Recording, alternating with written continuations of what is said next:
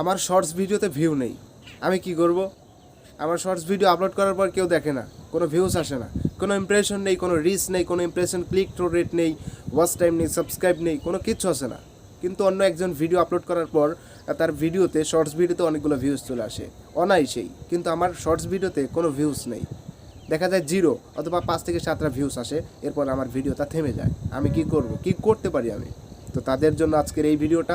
অবশ্যই ভিডিওটি কন্টিনিউ করবেন।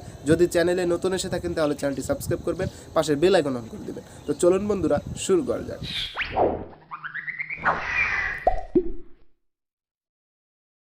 তো প্রথমত আমি আপনাকে সিক্রেট 3টা টিপস দেবো, যে 3টা টিপস যদি আপনি মানেন, আপনার চ্যানেলে প্রয়োগ করেন, তাহলে কিন্তু আপনার চ্যানেলে, শর্টস ভিডিওর চ্যানেলে কিন্তু শর্টস ভিডিও যখন আপনি আপলোড করবেন তখন কিন্তু ভিউজ চলে আসবে। ঠিক আছে, নাম্বার 1 সেটি হচ্ছে আপনাকে একটা সুন্দর একটা ভিডিও তৈরি করতে হবে।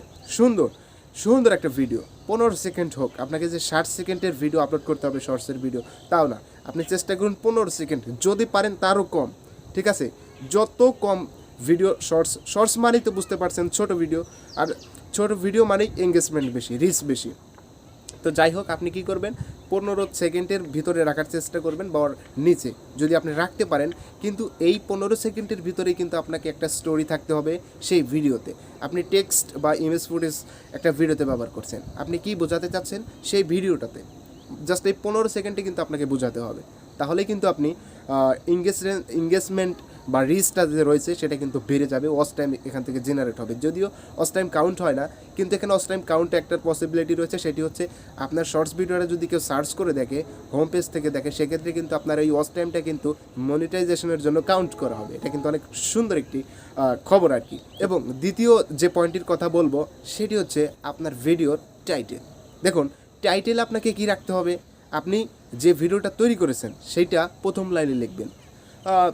যে কোনো একটা ভিডিও হতে পারে, যেমন কিভাবে রান্না করতে হয়, কুকিং চ্যানেলের ক্ষেত্রে কিভাবে রান্না করতে হয়। এরপর আপনি কি করবেন, হ্যাশট্যাগ অ্যাড করবেন। অবশ্যই আপনি ভিডিওতে হ্যাশট্যাগ অ্যাড করবেন। যেমন হ্যাশট্যাগ কি, হ্যাশট্যাগ শর্টস বা হ্যাশট্যাগ ভাইরাল এবং ইউটিউব শর্টস। ঠিক আছে, এই 3টা আপনি আরও অ্যাড করতে পারেন, কিন্তু এই 3টা সবসময় কিন্তু আপনার ভিডিওতে, আপনার শর্টস ভিডিওতে অ্যাড করার চেষ্টা করবেন। Viral video, shorts video, YouTube shorts, এই 3টা আপনি কিন্তু আপনার শর্টস ভিডিওর টাইটেলে কিন্তু এটা আপনি লিখে দিবেন। ঠিক আছে, তাহলে কিন্তু এর এঙ্গেজমেন্ট প্রচুর বেড়ে যাবে। এটা ভাইরাল রিচ হিসাবে ইউটিউব কাউন্ট করবে, ইউটিউব কিন্তু মানুষের কাছে পৌঁছে দেবে আপনার শর্টস ভিডিওটা। আর যখনই আপনার এঙ্গেজমেন্ট বাড়বে তখন কিন্তু ওই ভিডিওটা আরও ইমপ্রেশন বেশি দেবে, যেহেতু শর্টস ভিডিওর, ছোট্ট ভিডিও, এঙ্গেজমেন্ট আসলে অনেক বেশি। তো যাই হোক, এখান থেকে কিন্তু প্রচুর পরিমাণ ভিউজ পেয়ে যাবেন আপনি। আর যাদের ভিউজ নেই তাদের জন্যই তো আমি এই বিষয়টি বলছি। তো যাই হোক, 3 নাম্বার যে পয়েন্টটি কথা বল, 3 নাম্বার পয়েন্টে আমি রেখেছি ট্যাগ। অবশ্যই আপনাকে ট্যাগ দিতে হবে। আপনি যদি ভিডিওতে ট্যাগ ব্যবহার না করেন, যারা সার্চ করবে আপনার ভিডিওটা, সার্চ করে আপনার ভিডিওটা পেলে কিন্তু আপনার ওয়াচ টাইম কাউন্ট হবে। ঠিক আছে, শর্টস ফেড যে রয়েছে সেখান থেকে যদি আপনার ভিডিওটা দেখে, সেখান থেকে যদি আপনার ভিডিওটা দেখে, সেক্ষেত্রে আপনি কিন্তু ওয়াচ টাইম পাবেন না। ঠিক আছে, সেখান থেকে কিন্তু আপনি ওয়াচ টাইম পাবেন না। আর যদি আপনি ভিডিওতে ট্যাগ ব্যবহার করেন, কেউ যদি আপনার সেই রিলেটেড ভিডিওটা যদি কেউ সার্চ করে দেখে, তাহলে কিন্তু আপনার ওই ভিডিওর থেকে ওয়াচ টাইম জেনারেট হবে, খুব সুন্দর, আপনার মনিটাইজেশনের জন্য অনেক হেল্পফুল কারণ হয়ে দাঁড়াবে। তো যাই হোক, আপনি কিন্তু ট্যাগ ব্যবহার করবেন। ট্যাগের ক্ষেত্রে কি ব্যবহার করবেন, আপনার ভিডিওর যে রিলেটেড সেই কিছু ট্যাগ ব্যবহার করবেন, এবং আপনাকে শর্টস হ্যাশট্যাগ আপনাকে ব্যবহার করতে হবে, ট্যাগেও আপনি ব্যবহার করবেন। ঠিক আছে, আর ডেসক্রিপশন বক্সেও কিন্তু আপনাকে ব্যবহার করতে হবে এগুলো। ঠিক আছে, আর তাহলে কিন্তু আপনি সুন্দর পরিমাণ ভিউজ পেয়ে যাবেন।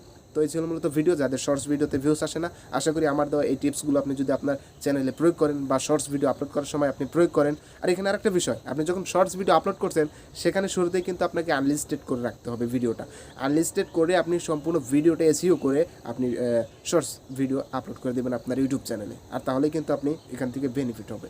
তো এই ছিল মূলত ভিডিওটি যদি ভালো লেগে থাকে অবশ্যই একটা লাইক করবেন, কমেন্ট করে জানাতে পারেন কেমন লাগলো, শেয়ার করে আপনার ফ্রেন্ডের দেখার সুযোগ করে দেবেন। আর আমার চ্যানেলে নতুন এসে থাকলে চ্যানেলটি কষ্ট করে সাবস্ক্রাইব করবেন, পাশে বেল আইকন অন করে দেবেন। দেখা হবে নেক্সট কোনো ভিডিওতে। ততক্ষণ সবাই ভালো থাকবেন, সুস্থ থাকবেন। আল্লাহ হাফিজ।